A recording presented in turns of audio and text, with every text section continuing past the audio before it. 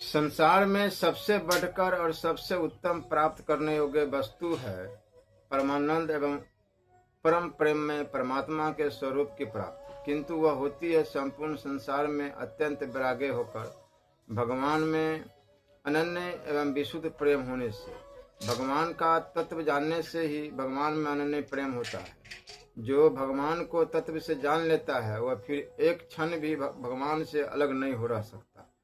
उसको सदा सर्वदा सर्वत्र भगवान के दर्शन होते रहते हैं। गीता में भी भगवान ने कहा है कि जो पुरुष संपूर्ण भूतों में सबके आत्म रूप मुझ वासुदेव को ही व्यापक देखता है और संपूर्ण भूतों को मुझ वासुदेव के अंतर्गत देखता है, उसके लिए मैं कभी अदृश्य नहीं होता हूँ तथा वह मेरे लिए अदृश्य नहीं होता है, क्योंकि वह मेरे में एक ही भाव से स्थित है।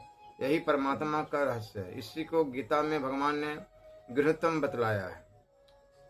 हे अर्जुन, तुझ दोष दृष्टि रहित भक्त के लिए इस परम गोपनीय ज्ञान को रहस्य के सहित कहूंगा कि जिसको जानकर तू दुख रूप संसार से मुक्त हो जाएगा। इसलिए यह यति दुर्लभ मनुष्य का शरीर पाकर तो भगवान के प्रभाव और रहस्य को जानकर विशुद्ध प्रेम के द्वारा केवल उसकी प्राप्ति के लिए ही तत्पर होकर चेष्टा करनी चाहिए। अब प्रश्न उठता है कि मनुष्य का शरीर कैसे मिलता है, तो उत्तर सुनिए। ईश्वर की अहित की दया से। कबहुक करी करुणा नर देही देती से बिनु है तुस नहीं। कैसा भी दुराचारी एवं नास्तिक क्यों न हो, मुक्ति के लिए भगवान उसको भी अवसर देते हैं।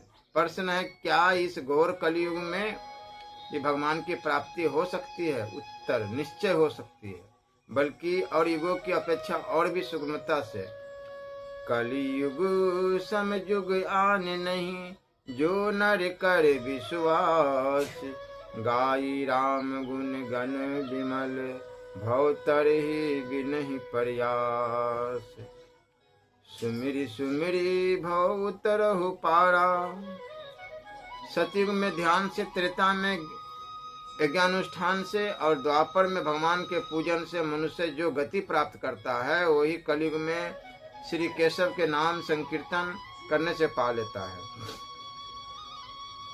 अग्नि को शांत करने में जल और अंधकार को दूर करने में सूर्य समर्थ है, तथा कलयुग में पाप समूह की शांति का उपाय श्री हरि का नाम संकीर्तन है।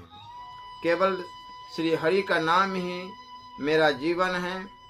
इसके अतिरिक्त कलयुग में और कोई उपाय है ही नहीं। भगवान की प्राप्ति रूप मुक्ति प्रारब्ध से मिलती है या पुरुषार्थ से? यदि प्रारब्ध से मिलती है तो उसके लिए परिश्रम करना व्यर्थ है, और यदि पुरुषार्थ से मिलती है तो उस पुरुषार्थ का स्वरूप क्या? परमानंद में परमात्मा की प्राप्ति रूप मुक्ति ही। मुक्ति न प्रारब्ध से मिलती है और न केवल पुरुषार्थ से ही मिलती है। महापुरुषों की दया से, जिस पर भगवान की दया होती है उसी पर महापुरुषों की दया होती है। जा पर कृपा राम कर होई, ता पर कृपा करे सब कोई। इसलिए भगवान की प्राप्ति भगवान की ही दया से होती है। जो पुरुष ईश्वर की प्राप्ति को प्रारब्ध से होना मानता है वह अकर्मण्य एवं आलसी है। ऐसे प्रारब्ध के भरोसे पर रहने वाले उद्यमहीन मूढ़ के सभी कर्म जघन्य घृणित होकर उसका पतन हो जाता है। जो पुरुष परमात्मा की प्राप्ति को केवल अपने पुरुषार्थ के बल पर ही मानता है वह भी अभिमान के फंदे में फंसकर गिर जाता है, किंतु जो ईश्वर की शरण हुआ, अपने को निमित्त बनाकर उत्साह के सहित प्रसन्न चित्त से न उकता कर कटिबद्ध रहता हुआ ईश्वर के बल और भरोसे पर कोशिश करता है, उसी का पुरुषार्थ ईश्वर की दया से सिद्ध होता है। प्रश्न, भगवान की दया तो सभी पर समान भाव से है, फिर सबको भगवान की प्राप्ति क्यों नहीं होती? तो उत्तर सुनिए। भगवान की पूर्ण दया सभी पर समान भाव से है, इसमें कुछ भी संशय नहीं, किंतु जैसे कोई दरिद्री मनुष्य है, अपने घर में गड़े हुए धन को न जानने के कारण तथा अपने पास में पड़े हुए पारस को न जानने के कारण लाभ नहीं उठा सकता, वैसे मूर्ख लोग भगवान को एवं भगवान की दया के रहस्य को न जानने से ही लाभ नहीं उठा सकते।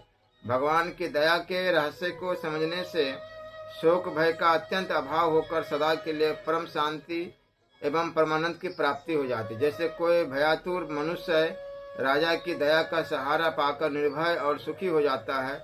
भीष्म, युधिष्ठिर, अर्जुन आदि भगवान की दया के रहस्य को जानते थे, इसलिए वह कृत्य हो गए, किंतु अज्ञान के कारण दुर्योधन न हो सके।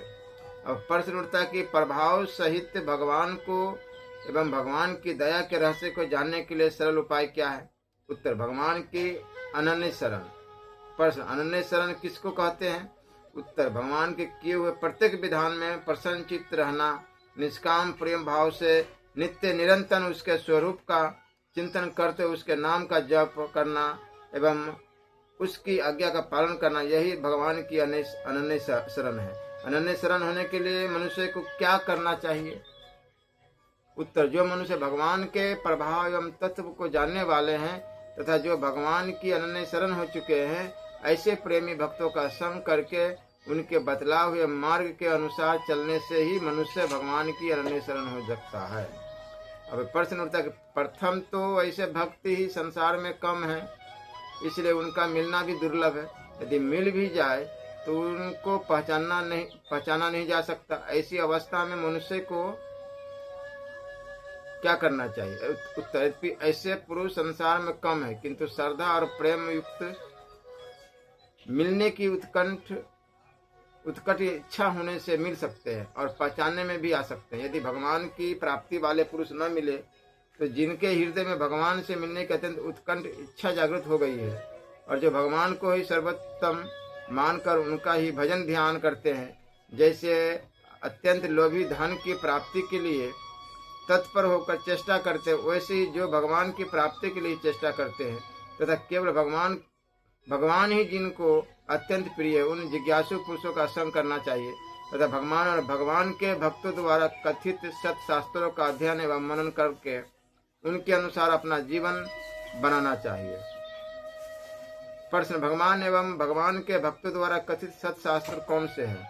उत्तर, सामान्यता से तो सभी आर्ष ग्रंथ सत शास्त्र है। वेद, उपनिषद, स्वत प्रमाण एवं भगवान के श्वास होने के कारण तथा गीता स्वयं भगवान की वाणी होने के कारण यह सब तो भगवत कथित ही ग्रंथ है। स्मृतियाँ, दर्शन शास्त्र, रामायण, इतिहास, पुराण आदि महात्मा एवं महर्षियों द्वारा रचे गए हैं, इसलिए सब भगवान के भक्तों द्वारा कथित ग्रंथ है, अतः सभी सत शास्त्र है। प्रश्न, विस्तार एवं दुर्गम होने के कारण इन सब का अभ्यास अभी सभी मनुष्य नहीं कर सकते, इसलिए इन सब में सर्वोत्तम कल्याणकारक एवं सबके लिए सुगम कौन सा शास्त्र? उत्तर, शास्त्र सभी कल्याणकारक है, इसलिए शास्त्रों का जितना अधिक अभ्यास किया जा सके उतना ही उत्तम है, परंतु आत्मा के कल्याण के लिए तो केवल एक गीता शास्त्र ही पर्याप्त है। संपूर्ण गीता की जो बात ही क्या, इसमें सैकड़ों श्लोक तो ऐसे है कि जिनमें से एक श्लोक के अनुसार जीवन बना लिया जाए तो भी जीवन कल्याण हो सकता है। जैसे, हे अर्जुन, जो पुरुष केवल मेरे ही लिए सब कुछ मेरा समझता हुआ यज्ञ, दान और तप आदि संपूर्ण कर्तव्य कर्मों को करने वाला है और मेरे परायण अर्थात मेरे को परम आश्रय और परम गति मानकर मेरी प्राप्ति के लिए तत्पर है तथा मेरा भक्त अर्थात मेरे नाम, गुण, प्रभाव और रहस्य के श्रवण, कीर्तन, मनन, ध्यान और पठन का प्रेम सहित निष्काम भाव से निरंतर अभ्यास करने वाला है और आसक्ति रहित है अर्थात स्त्री, पुत्र और धनादि संपूर्ण संसारिक पदार्थों में स्नेह रहित है और संपूर्ण भूत प्राणियों में वैर भाव से रहित है, ऐसा वह अनन्य भक्ति वाला पुरुष मेरे को ही प्राप्त होता है। यह गीता स्वयं भगवान के मुख से निकली हुई है तथा शास्त्रों का सार इसमें भरा हुआ है, इसलिए इस गीता शास्त्र को सर्वोत्तम कहा जाए तो भी अत्युक्ति नहीं होगी। महाभारत में कहा भी है, गीता सुगीता कर्तव्या कि मन्ने शास्त्र विस्तरे या स्वयं पद नावश्य मुखाद पदादीन श्रुता। गीता सुगीता करने योग्य है अर्थात श्री गीता जी को भली प्रकार पढ़कर अर्थ और भाव सहित अंतकरण में धारण कर लेना मुख्य कर्तव्य, जो कि स्वयं श्री पद्मनाभ विष्णु भगवान के मुखार बिंद से निकली है। ऐसे गीता शास्त्र के रहते हुए अन्य शास्त्रों के विस्तार से क्या प्रयोजन है? इसकी संस्कृत भी बड़ी मधुर और सरल है, इसलिए जिनको थोड़ा भी संस्कृत का ज्ञान है वह भी अभ्यास करने से इसको समझ सकते हैं। इसका अर्थ साधारण भाषा टीका में भी लिखा गया, इसलिए हिंदी जानने वाले के लिए भी सुगम है तथा इसका अनुवाद प्राय सभी भाषाओं में हो गया है, अतः सभी के लिए सुगम और सुलभ है। प्रश्न, सत्संग करने के समय मनुष्य की जैसी सात्विक वृत्तियां रहती है वैसी वृत्तियां निरंतर नहीं रहती, इसका क्या कारण है? उत्तर, सत्य शास्त्र और सत्पुरुषों के संग के साधन के कमी एवं विषयाशक्ति और संचित पापों का समूह तथा कुसंग ही इसमें प्रधान कारण। जैसे अमावस्या की रात्रि में जंगल में पड़े हुए मनुष्य के लिए प्रज्वलित दीपक, बिजली एवं अग्नि आदि की रोशनी से भी जंगल में भी मंगल उजियाला हो जाता है और उनके अभाव में पुनः अंधकार छा जाता है, वैसे ही रजोगुण तमोगुण रूप रात्रि में पड़े हुए मनुष्य के लिए सत्संग ही महाप्रकाश है। उसकी प्राप्ति होने से हृदय में उजियाला हो जाता है, दूर होने से पुनः अंधकार छा जाता है। विषयों का एक एवं नीच पुरुषों का संग पाकर वह रजोगुण तमोगुण में रात्रि अमावस्या की रात्रि में आंधी आने की भांति विशेष अंधकार में बन जाती। इसलिए विषयों में आसक्ति एवं कुसंग का त्याग कर सत्पुरुष और सत्शास्त्रों का संग निरंतर करने के लिए चेष्टा करनी चाहिए एवं उनके बतलाए हुए मार्ग के अनुसार चलने की कोशिश करनी चाहिए। अब प्रश्न है, सत्शास्त्र और सत्पुरुषों के बतलाए हुए मार्ग के अनुसार चलने की इच्छा होने पर भी सर्वथा चला नहीं जाता, इसका क्या कारण है? उत्तर, विषयों में आसक्ति एवं श्रद्धा प्रेम की कमी ही प्रधान कारण है, क्योंकि शारीरिक आराम की बुरी आदत पड़ी हुई, इसलिए भोग आलस और प्रमाद से उत्पन्न संसारिक सुख प्रत्यक्ष दिखता है, परिणाम चाहे उसका कैसा भी बुरा क्यों न हो, किंतु मूर्खता के वश में होकर मनुष्य उसका सेवन कर लेता है। जैसे वैद्य के बतलाए हुए पथ्य को हितकर समझता हुआ भी मूर्ख रोगी आसक्ति बस कुपथ्य कर लेता है। शास्त्र और महापुरुषों के बतलाए हुए मार्ग के अनुसार चलने में प्रथम परिश्रम सा मालूम देता है, यद्यपि परिणाम इसका बहुत ही उत्तम, किंतु पूरा विश्वास न होने के कारण उसमें श्रद्धा और प्रेम की कमी आ जाती है, इसलिए इच्छा होने पर भी उनके अनुसार नहीं चला जाता। प्रश्न उठता है कि विषयों में आसक्ति का नाश होकर भगवान में अतिशय श्रद्धा और अनन्य प्रेम होने के लिए साधक को क्या करना चाहिए? उत्तर, भगवान के गुण और प्रभाव का तत्व जानने से भगवान में अतिशय श्रद्धा होती है तथा अतिशय श्रद्धा से अनन्य प्रेम होने से संसार के विषय भोगों में आसक्ति का अत्यंत अभाव हो जाता है एवं भगवान के गुण और प्रभाव का तत्व जानने के लिए भगवान के प्रेम प्रभाव रहस्य की अमृतमय कथाओं का उनके प्रेमी भक्तों द्वारा एवं शास्त्रों द्वारा श्रवण पठन और मनन करके उनके कथानुसार अपना जीवन बिताने की विशेष चेष्टा करनी चाहिए। इस प्रकार साधन करने से अंतकरण पवित्र होकर भगवान के गुण और प्रभाव का तत्व सहज में ही जाना जा सकता है। प्रसन्नता पूर्वक भगवान का काम समझकर भगवान को याद रखते हुए किसी से भी राग द्वेष न करके अपने कर्तव्य का पालन किस प्रकार किया जा सकता है? उत्तर, सब कुछ परमेश्वर का ही है।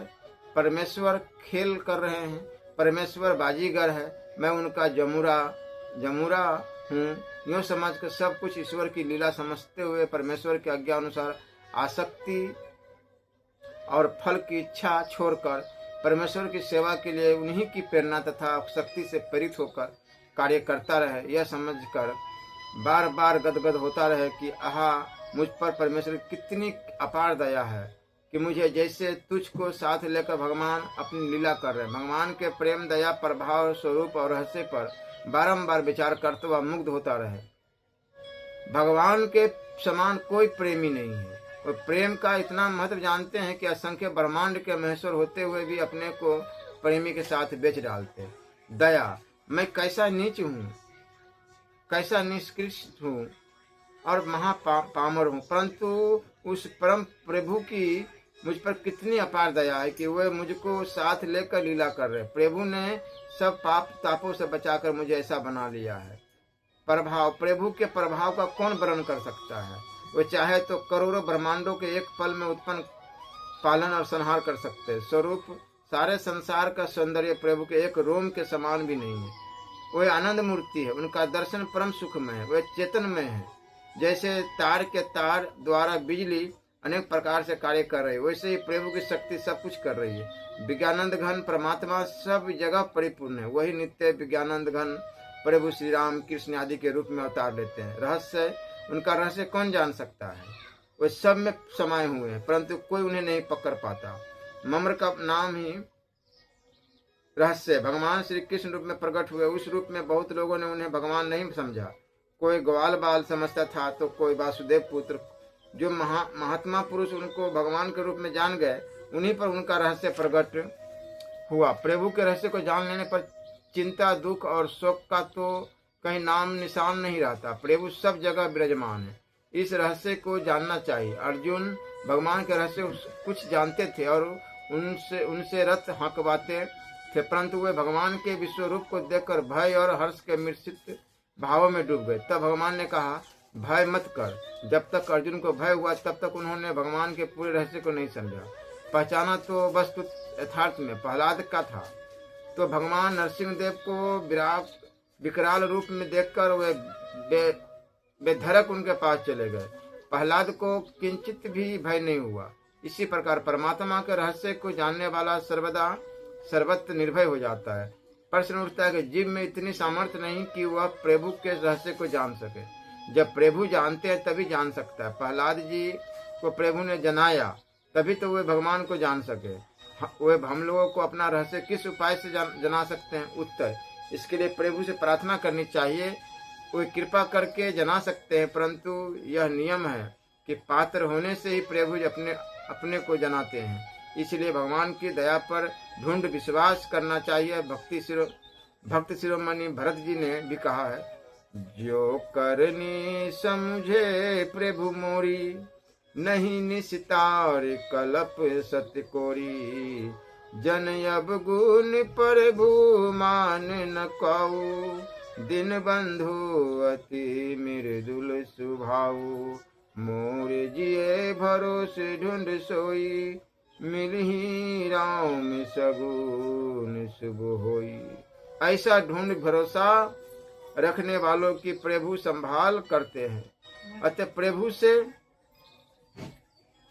सच्चे दिल से ऐसी कातर प्रार्थना करनी चाहिए कि हे नाथ, मैं अति नीच हूँ, किसी प्रकार भी पात्र नहीं हूँ।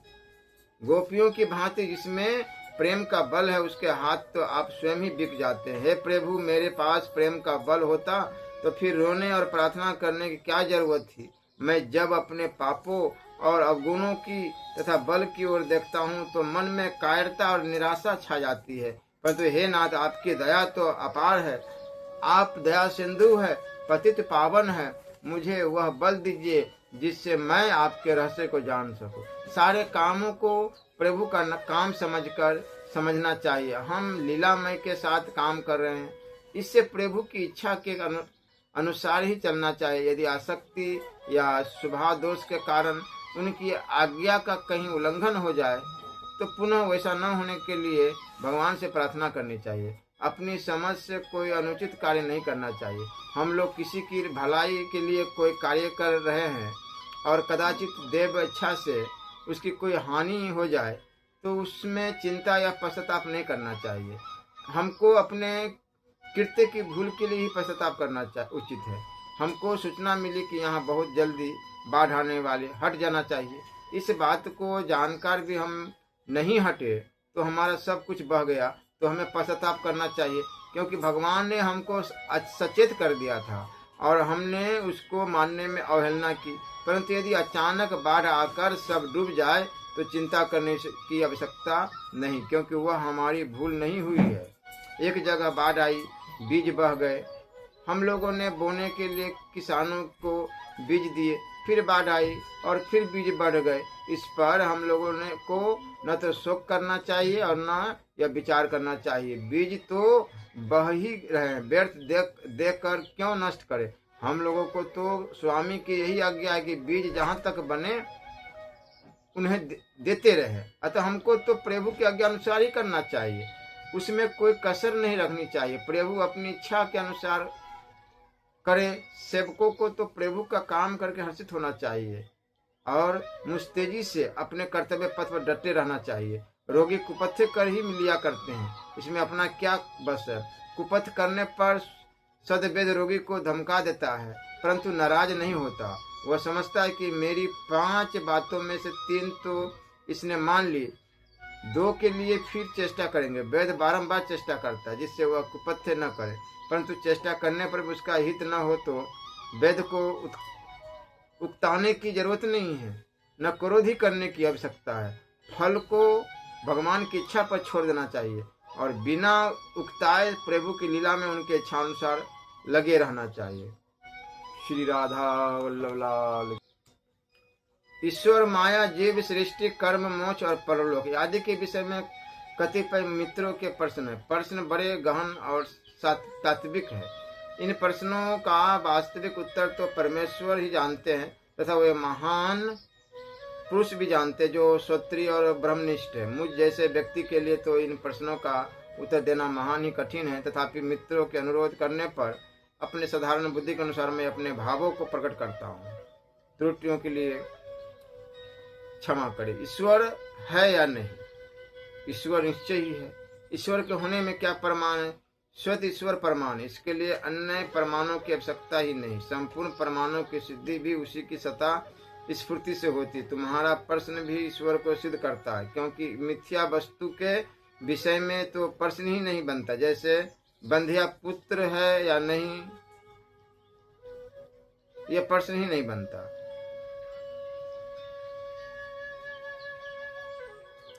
ईश्वर की सिद्धि से ही हम सबकी सिद्धि। इसलिए प्रमाणों द्वारा ईश्वर को सिद्ध करने का प्रयत्न लड़कपन ही है।